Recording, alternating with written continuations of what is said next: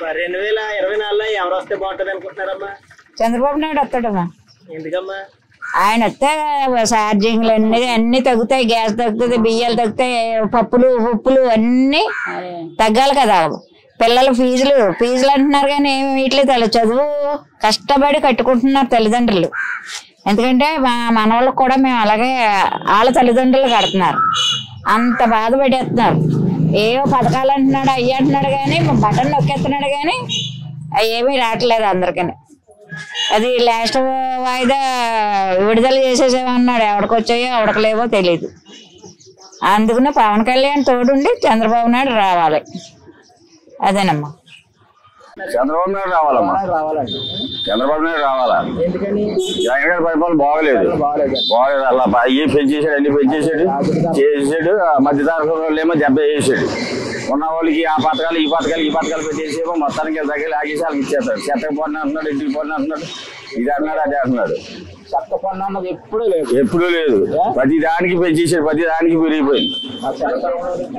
మధ్య తరగతి వాళ్ళు అలా బతకలేకపోతున్నారు. ఎక్కడికెక్కడ కుంభకోణం చేసి వాళ్ళకి దొబ్బెడతాడు. ఉన్న వాళ్ళని చూడట్లేదు. అది పరిపాలన. 2024లో చంద్రబాబు నాయుడు వస్తే పరిపాలన బాగుంటుంది.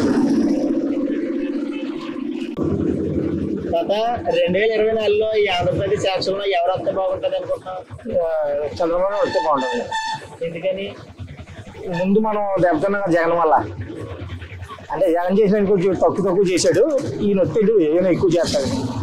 మగవాళ్ళు కొని అలాగని రేట్లు పెరిగిపోయి, తర్వాత మందులు రేట్లు పెరిగిపోయి, అయ్యాక ఆడకు ఇచ్చే రేట్లు పెరిగిపోయి, దానివల్ల మళ్ళీ చంద్రబాబు నాయుడు వస్తే బాగుంటుందేమో అని మా ఐడియా.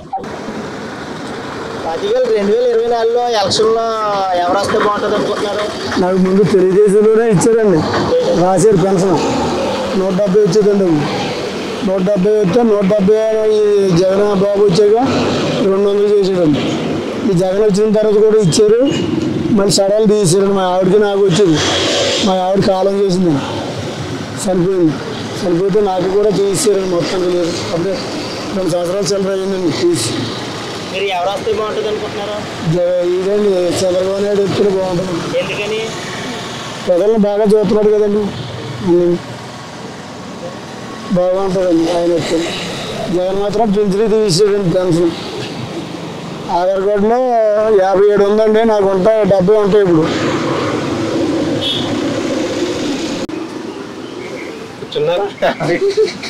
2024లో ఏ గవర్నమెంట్ వద్ద అనుకుంటున్నారని?